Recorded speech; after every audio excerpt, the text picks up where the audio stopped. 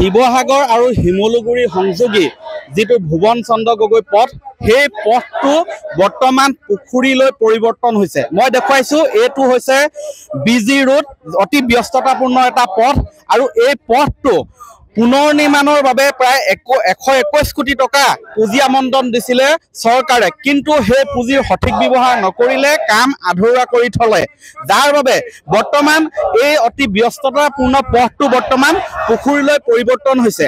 আৰু এই যি জমৰ যন্ত্ৰণা ভোগ কৰিছে ৰাইজে, যাতায়াত ব্যৱস্থা প্ৰায় অচল হৈ পৰিছে আৰু ইয়াৰ বিৰুদ্ধে লোক নিৰ্মাণ বিভাগৰ এই গাফিলতি, ঠিকাদাৰৰ গাফিলতিৰ বিৰুদ্ধে বৰ্তমান এয়া আটাচুৰ উদ্যোগত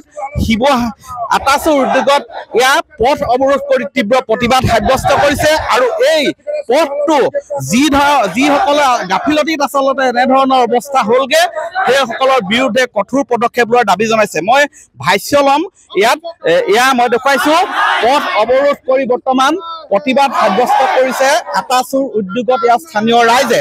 মই ভাষ্য ল'ম, কি ক'ব? হয়, আচলতে বাৰে বাৰে প্ৰতিবাদ কৰাৰ পাছতো এই যিটো বিজি ৰোড অতিকৈ ব্যস্ত যিটো পথ, এই পথটো নিৰ্মাণৰ এনেকুৱা আধৰুৱা ৰূপটো দেখি আচলতে আমি লজ্জিত হৈছো। শিৱসাগৰত যে এটা লোক নিৰ্মাণ বিভাগ আছে, অসম চৰকাৰৰ যে এটা লোক নিৰ্মাণ বিভাগ আছে, সেইটো আজি তাৰিখত অসমৰ ৰাইজৰ আচলতে সন্দেহ হৈছে। কাৰণ এছিয়াৰ আটাইতকৈ ব্যস্ত যিটো উপপথ, এই পথটোৱে আচলতে আজি এই দুৰৱস্থা। আপোনালোকে দেখিছে মাজভাগত এআঁঠু দ এটা পুখুৰী সদৃশ গাঁত, আৰু তাৰ পাছতো কাৰ আশীষপুষ্ট এই কুখ্যাত ঠিকাদাৰ শিৱহালালক এতিয়াও ব্লেক লিষ্টেড কৰিব পৰা নাই, এতিয়াও তেওঁৰ হাতৰ পৰা এই কামটো আজৰি আনিব পৰা নাই। সেইটো আচলতে আমাৰ সন্দেহৰ আৱৰ্তত। গতিকে আমি লোক নিৰ্মাণ বিভাগক, অসম চৰকাৰক আমি দাবী জনাইছো, ইয়াৰ পৰাই যদি অতি শীঘ্ৰে এই পথটো নিৰ্মাণৰ ব্যৱস্থা তেওঁলোকে নকৰে বা এই কুখ্যাত ঠিকাদাৰজনক তেওঁলোকে গ্ৰেপ্তাৰ কৰিব যদি নোৱাৰে, তেতিয়াহ'লে পথ অৱৰোধ কাৰ্যসূচীতে নহয়, ইয়াৰ পৰৱৰ্তী পৰ্যায়ত আমি শিৱসাগৰ লোক নিৰ্মাণ বিভাগৰ কাৰ্যালয় আমি ওলমাই দিবলৈ বাধ্য হ'ম।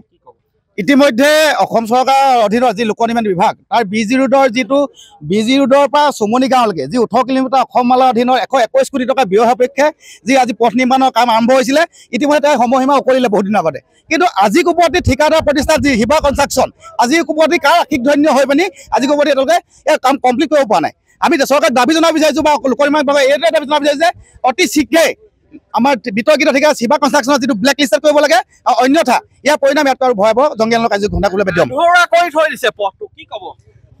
আমি যোৱা বছৰো আপোনালোকে দেখিছে যে ৰাস্তাবিলাকৰ নলাৰ ক্ষেত্ৰত আমি যোৱাবাৰো আমি হেৰি কৰিছিলোঁ, মানে এতিয়া বৰ্তমান আপোনালোকে দেখিছে যে এইডোখৰ জেগাত আমাৰ শ্লপিঙৰ আগে এইডোখৰ জেগাত ডাঙৰ ডাঙৰ পুখুৰী হৈ গৈছে।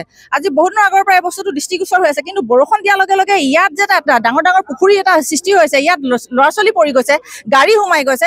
এই বস্তুটো বহুত দিনৰ আগৰ পৰা, আজি দুদিনমানৰ আগৰ পৰা ইয়াক কৈ থকা আছিলে যে ইয়াক নিৰ্মাণ মানে অলপ হ'লেও আমাক এতিয়া বস্তুটো কৰি দিব লাগে, কিন্তু এতিয়া আজি এইটো অৱস্থা আহি পৰিছেহি। এতিয়া বৰ্তমান আমি তেওঁলোকৰ লগত আমি সংযোগ কৰিছো, তেওঁলোকে আহি পেলাই এতিয়া জেচিপি লগাই পেলাই আমাৰ কামখিনি কৰি দিম বুলি কৈছে, কিন্তু আমি যেতিয়ালৈকে বাৰে বাৰে এনেকুৱা হৈ থাকে, বাৰে বাৰে তেওঁলোকে আমাক ঢুকাই দি আছে। ছাত্ৰ-ছাত্ৰী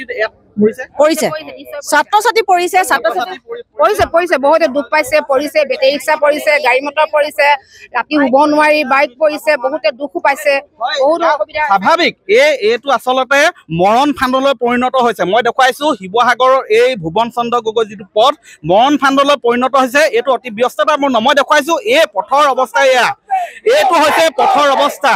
এয়া দেখিছে পুখুৰী, এয়া পুখুৰী সদৃশ বুলি ক'লেও ভুল হ'ব, আচলতে পুখুৰীলৈ পৰিণত হ'ল এই পথটো।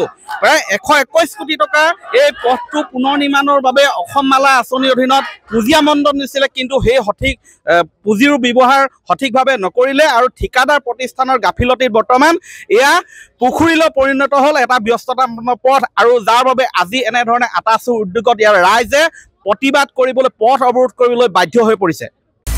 আপুনি বিচৰা বাতৰি পাব কেৱল নিউজ 18 এপত। নিউজ 18 এপ ডাউনলোড কৰিবলৈ স্কেন কৰক এই QR কোড।